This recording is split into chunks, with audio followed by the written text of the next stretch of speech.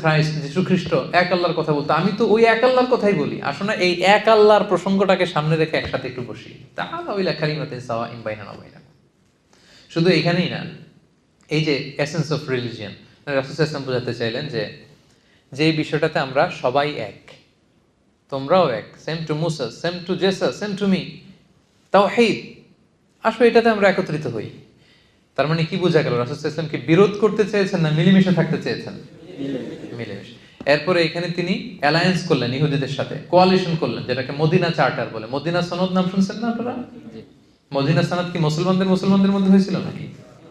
হ্যাঁ, কারা ছিল এখানে? মুসলিমরা ছিল, মুশরিকরা ছিল, ইহুদিরা ছিল এখানে।